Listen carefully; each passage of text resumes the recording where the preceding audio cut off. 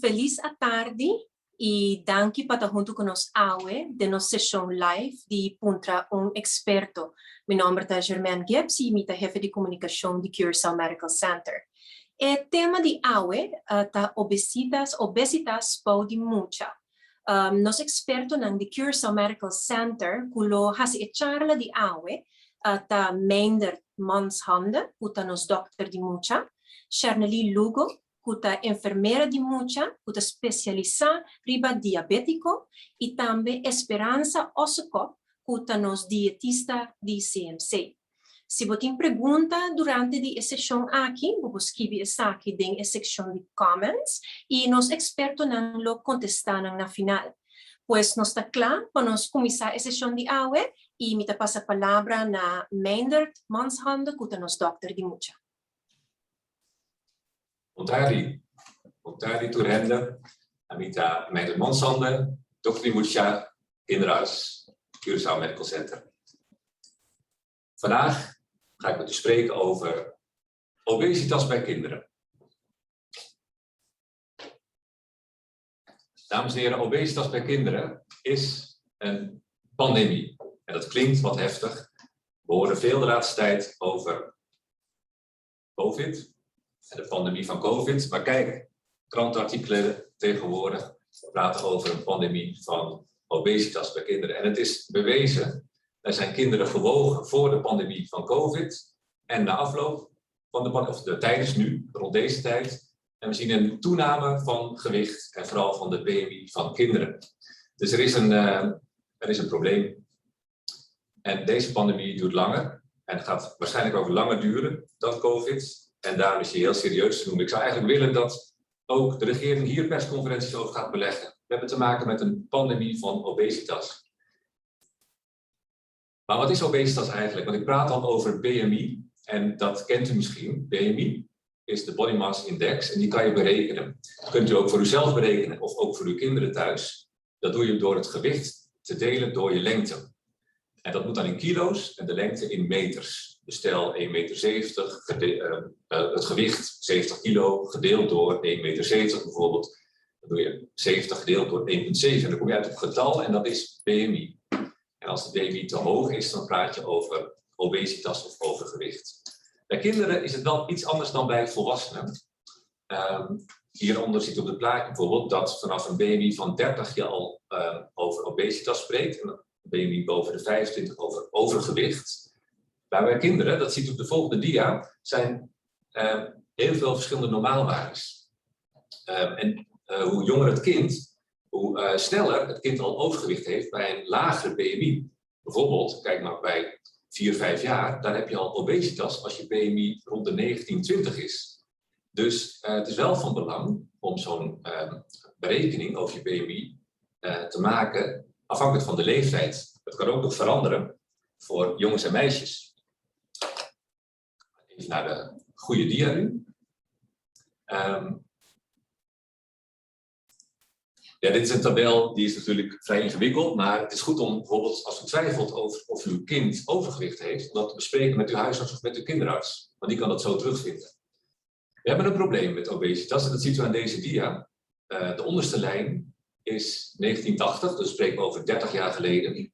Toen was zo'n 5 tot 10% van de kinderen hadden toen obesitas, overgewicht. Maar tegenwoordig, nou dit is eigenlijk de bovenste lijn, is uit 2010, dus ook alweer 10 jaar geleden, wordt die lijn steeds hoger.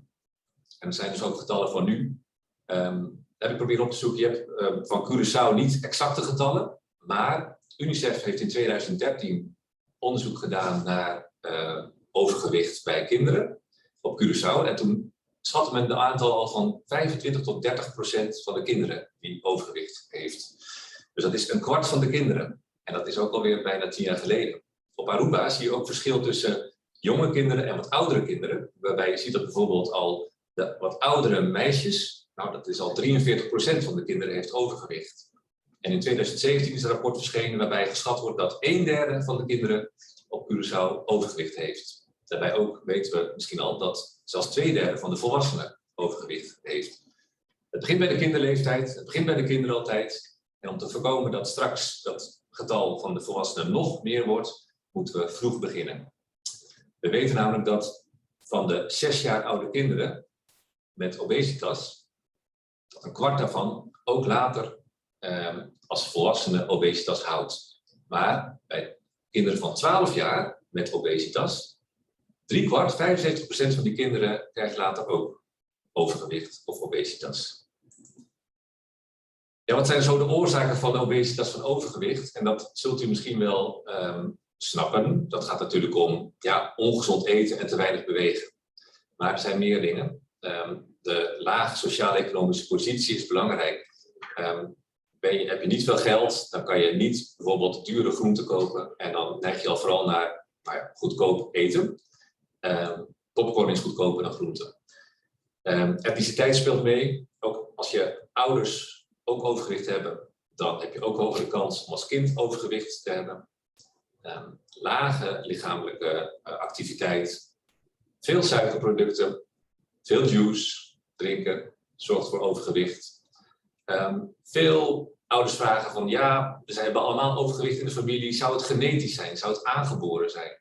Dat is een goede vraag, maar wel een moeilijke vraag. En er zijn veel studies verricht in de wetenschappelijke literatuur naar het risico, of naar DNA bijvoorbeeld. Zit het in mijn genen om dik te zijn?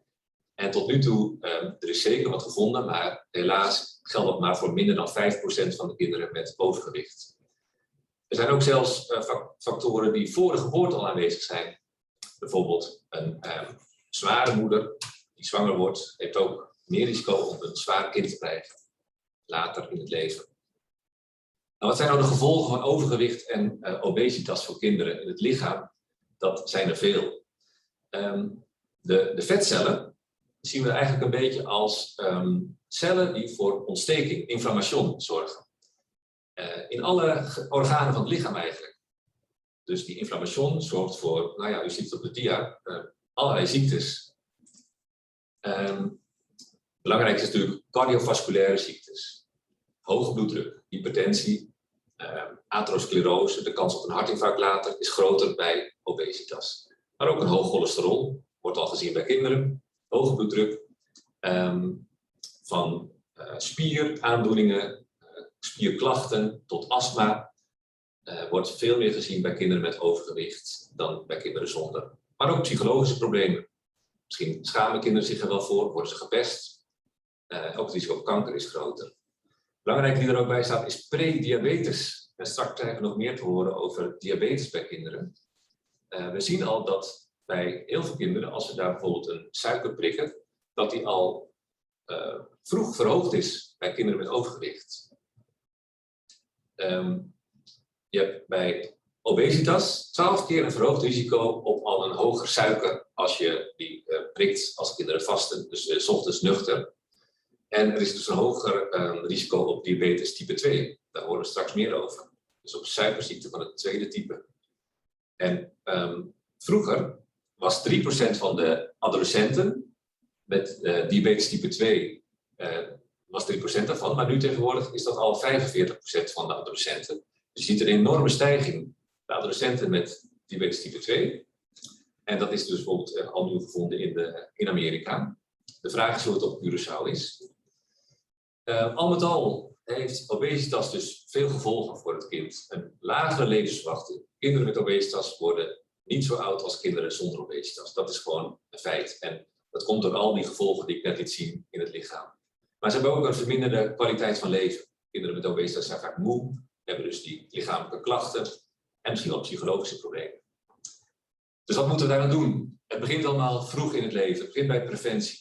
En dat kan zelfs al in de zwangerschap. Ik noemde net, een zware moeder heeft meer kans op een zwaar kind. Maar ook moeder met diabetes. Borstvoeding is een belangrijke stap om te zetten om overgewicht bij kinderen te voorkomen. Wij geven dus ook al wat adviezen, algemeen, om te voorkomen dat kinderen obese worden later in het leven. Het liefst eigenlijk alleen maar borstvoeding, als het lukt voor de moeder om te geven. En dus niet bij te voeden. En houdt ervan om zeker na de borst ook nog een extra flesje te geven. Maar dat zijn toch meer calorieën voor de baby. Dus als het lukt alleen borstvoeding, lukt het niet, dan pas de flesvoeding. En als je flesvoeding geeft, doe dan niet extra scheppen erin. Gewoon keurig volgens de verpakking, zoveel poeder, zoveel water. Geef ook geen vaste voedsel voor de leeftijd van 4 maanden. Dat is echt niet nodig. Baby's drinken leche, alleen melk. Ook geen zoete extraatjes in de melk doen of extra voeding geven of zoete pappen aanbieden aan zuigelingen onder 1 jaar. En laat ze bewegen. Laat de kinderen niet continu in een maxicoosje liggen of in een wipstoeltje, maar leg ze onder supervisie op de buik en laat ze beginnen te kruipen. Want dat is al de eerste lichaamsbeweging voor de baby vanaf een paar maanden al. Over het algemeen, voor wat oudere kinderen ook, en dat geldt natuurlijk ook voor ons volwassenen allemaal, zijn dit de algemene adviezen om obesitas te voorkomen. Lichamelijke beweging, dat betekent dus niet de hele dag achter een scherm.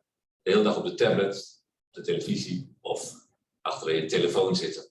En veel gezond eten en weinig ongezond eten. Dus fruit en groente is natuurlijk altijd goed. Vezels is altijd beter dan pastetjes. En je kan mooi de screentime combineren met lichamelijke activiteit. Zet een leuk filmpje voor je kind op, waar het kindje op kan dansen bijvoorbeeld. En zo heb je die 2 gecombineerd. Straks horen we er nog meer over. Maak er geen strijd van met voeding. Ga niet belonen met voeden. Als het kindje bijvoorbeeld een beloning moet krijgen. En ga zeker ook niet straffen met voeden. Dat lukt allemaal niet. Eet en drink op regelmatige tijden. Rustig ontbijt, sla het ontbijt niet over, neem er de tijd voor. De lunch en ook het avondeten. En doe het samen. Een kind is nooit alleen. Een kind is ook niet verantwoordelijk voor zijn eigen leven. Als uw kind overgewicht heeft, stimuleer het kind met het hele gezin. Ga samen op pad. Ga samen wandelen. Baikana. Ga dansen. En eet samen gezond. En wij proberen dat vanaf volgende week ook te stimuleren hier in het CMC. Want u krijgt een primeur. Wij starten de Fit Kids Poli vanaf volgende week. Dat betekent dat alle kinderen met overgewicht, maar uiteindelijk misschien ook kinderen die gewoon wat fitter moeten worden, bij de kinderarts kan komen. Al die kinderen kunnen komen. En dan gaan we met u eens na wat er gedaan kan worden om een kind fitter te krijgen. En dat doen we samen met fysiotherapeuten, diëtisten, psychologen, pedagogisch medewerkers. En dat doen we in groepsessies. Voor meer informatie kunt u bij uw kinderarts of de huisarts uiteindelijk terecht. Dus, obesitas is een probleem. Het is een epidemie, maar samen moeten we dit oplossen. Dank u wel. Ik geef nu het woord graag aan Sherry Lugo, diabetesverpleegkundige.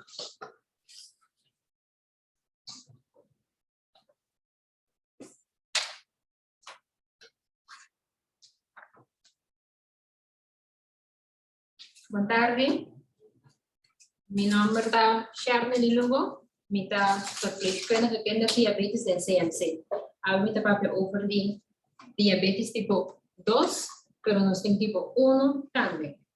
¿Qué es diabetes? Diabetes es el momento que el páncreas no produce suficiente insulina para convertir lo cual nos come de su para nos dar energía. El páncreas está sentado body do estômago.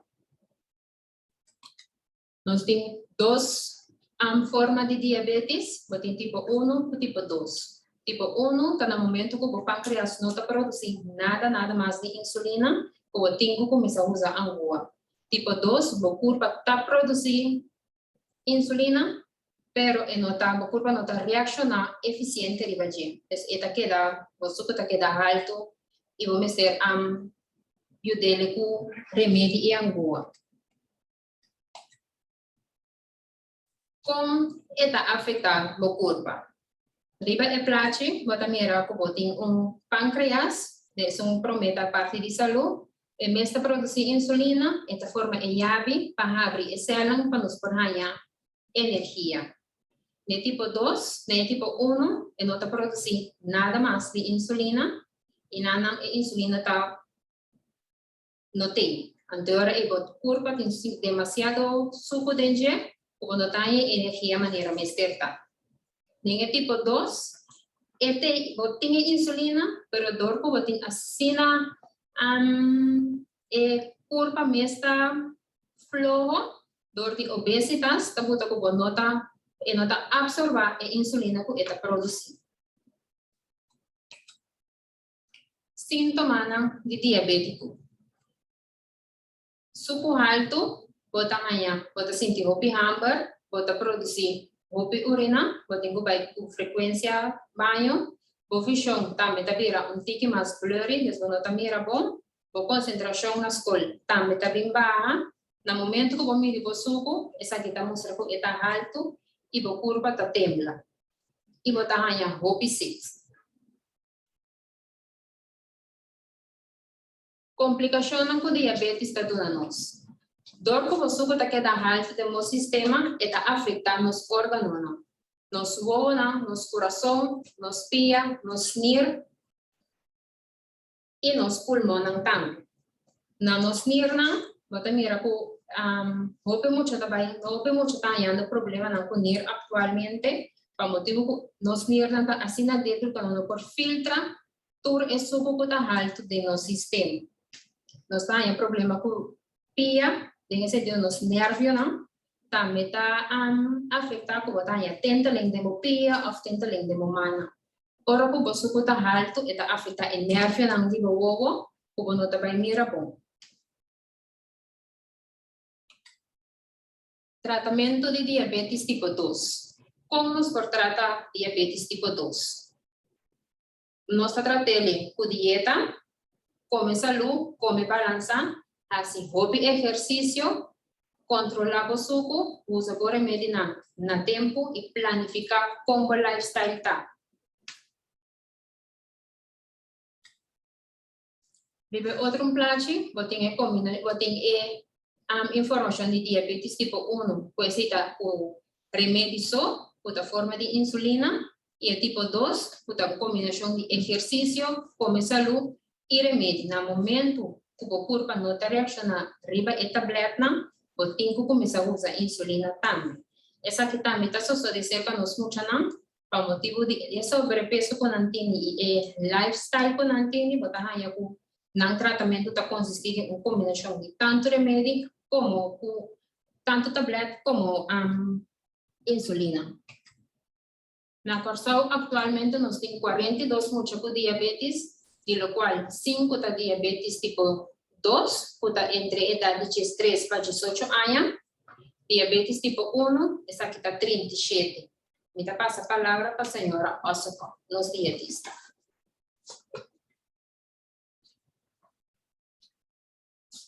Boa noite, damas e cavalheiros. Meu nome é Esperança Ossenko e me trabalho como dietista na CMC. Antes de trabalhar como dietista na CMC, parte de meu trabalho consiste em que muito na o doutor manda para mim vai na conos por ajudar com na pressão alta, tem diabetes, todos de esta maneira socialmente avisa ou não tem colesterol alto.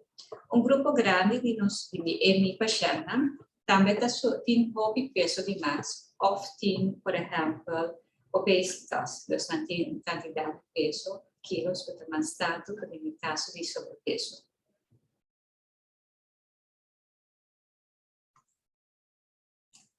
Então, lo que ha sorprendido, está sorprendiendo, si nos va a comparar emocional con nuestra avenida, entonces es una de 10 años pasada, de manera doctor Moscou de avisa. Pues va gradualmente, porque nos política, nos tiene más, mucha que también visitarnos, con el problema de sobrepeso, pero también el problema que después del lockdown, mucha nan ha subido de 10 para 12 kilos. Entonces, si ya acaban de entrar 3 o 5 kilos para bajar y después del lockdown, han ganado 7 kilos a seca, nos tienen 2 kilos que nos tienen que entrar. Esta es más complicada para todo el mundo. Hay mucha y seguro para nosotros también. O por imaginar un muchacho de 5 años, un poco chiquito, tiene que cargar de manera un saco con 2 botas de limonada de 1 litro. Você pode imaginar como essa etapa para cada 24 horas. dia, con algo así, no puedo imaginar, es mucha, tiene show, per dia con 2 kilos más, eta sitio su cosna, en nota sitio su mespet, y todo día sei, eta vai move menos, pero eta queda como en estado. Anto, sei, botawak, o eta repetição vez, cada vez eta move menos, come mais, de hora e peso subir mais tanto, o eta vira roupa difícil de barra. Portava contra gomes com 20 certo mucha, não está subindo de peso. Anto outro não está subindo de peso mais facilmente.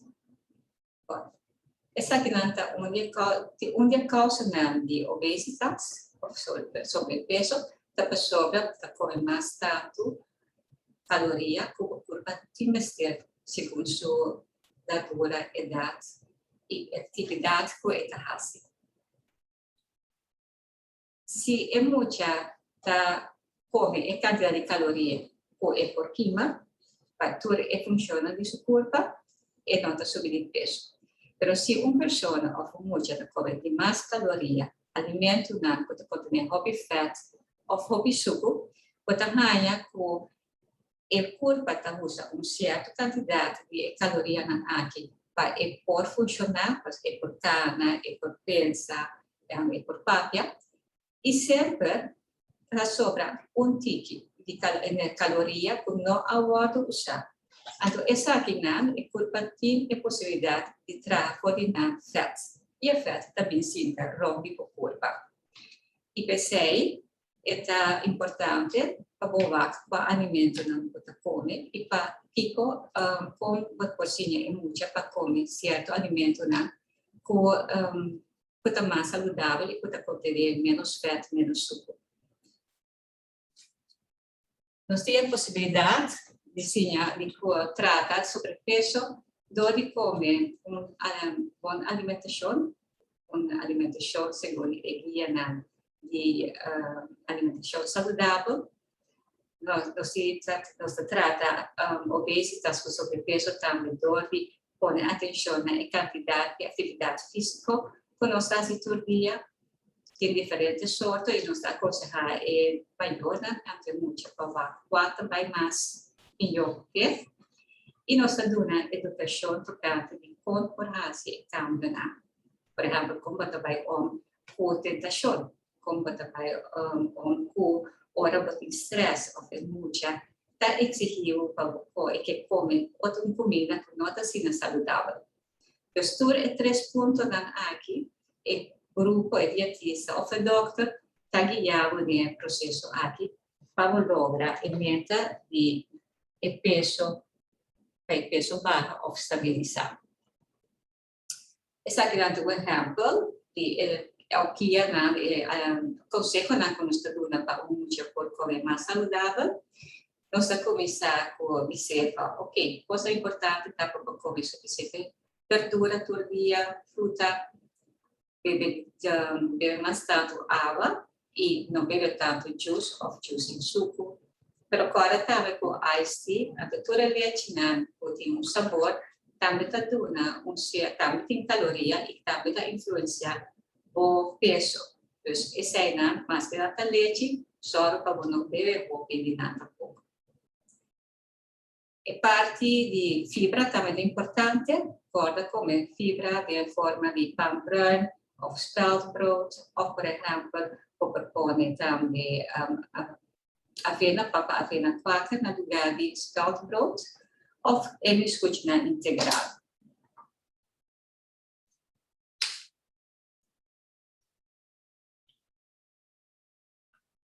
Agora nós personalmente nós está fazendo pergunta, então fora pergunta na aqui, nós está trazendo plano junto com maior na canto em mucha, depende da idade de mucha. E o plano A, nós também forma certo meta chiquito para nós lograr a meta mais grande, botar baixa quantidade de peso, ou para nós estabilizar o peso de mucha. Neste caso de mucha não, pode subir tur luna 1 kilo ou 2 kilo a seca, então esse é problema grande, pessoal. Eu de un año y muchas veces a subir más o menos de 2 kilos en año. Entonces, ¿qué nos está haciendo? Nuestra meta que nos pone, nos dice, ok, nos está dando curva para prometer esto una nota subir de peso. Entonces, poco a poco, nos forma más meta chiquito y nos logra motivar mucho, esta logra meta con éxito, esta haya más sigue para tener cambio en la nutrición y mover más tanto. Bien, de manera ahí, nos por ampliar mucho, no trabaja de un día para otro, pero sí de un término de 6 lunas, un año, para trabajar el efecto. Para el laatste, me que dice que nos meeste começar a prevenir obesitas de maneira foi acolhimento. Dus eigenlijk voor de mama, que muita também barriga de mama, nós temos aconselhar para comer mais saudável e corda com o tratamento ou prevenção de obesitas está parte que todo mundo está ser responsável. Dus não somente é maior, pero também é uma, opa e tio e tia. Está algo que nos deve fazer junto. Quizá que estava usando de las slide, então me passa a palavra para Xandão. Masha, danke para a apresentação. E no momento que nós queremos abrir a oportunidade para a que seguindo nos riba Facebook Live, para fazer uma pergunta. Popo escrever uma pergunta na seção de comments e lo me lesa essa aqui para nos especialistas e nos expertos. Então, guarda para não chegar. Sim. Danke. Minha mira que tem par de perguntas aqui. E me começar com a primeira pergunta que me mira. En het is als volgt. Moet elk kind met overgewicht gezien worden door een kinderarts? Deze vraag zal ik beantwoorden. Een goede vraag. Nee, dat denk ik niet. Het soort dan ook wel erg vol op ons spreekuur. Maar ik denk dat ook bijvoorbeeld al een huisarts heel veel kan doen. Ik hoop dat ze meeluisteren. Kijk, de kinderarts en de huisarts zijn niet degene die in lead zijn, die aan de slag moeten. Het is natuurlijk het kind en vooral het hele gezin dat aan de slag moet. En wij kunnen ze coachen. Het is natuurlijk wel zo van belang van, ik sprak al even over aangeboren afwijkingen of genetische oorzaken van overgewicht. Dus als de huisarts daar bijvoorbeeld aan denkt, dan is wel een reden om bij ons langs te komen, om daar onderzoek naar te doen. Maar dan praat je vooral over kinderen die naast de overgewicht nog andere dingen hebben. Bijvoorbeeld uiterlijke afwijkingen of een hele kleine lengte. Dan moeten we daar naar kijken en eventueel toch onderzoek naar doen. Maar een huisarts kan ook bijvoorbeeld, zoals wij ook doen, wel bijvoorbeeld een aantal risicofactoren testen. Meestal bij kinderen met obesitas, dus met sterke overgewicht, testen wij wel een suikerwaarde, wat cholesterol en leverwaardes. Maar als dat dan toch nog goed is, dat is dan gelukkig maar, dan is dat nog goed. Gaan we ons volledig concentreren op waar we het net over gehad hebben, en dat is lifestyle. Dus bewegen, meer bewegen en gezonder eten. Dank u wel. En we hebben nog een vraag hier in het papierment. Mi nota comprende muito bom kiko ta BMI. Voor explicar saque trove, dus wat is BMI? Of we het weer uit kunnen leggen. Ja, na papimento Itapurba. Oké. BMI is Body Mass Index. En dan zeg ik daar dus wat ik was o peso gedeeld door largura. Dus je kan het uitrekenen. Op Google staan we BMI en dan botamira con botaconta cifra.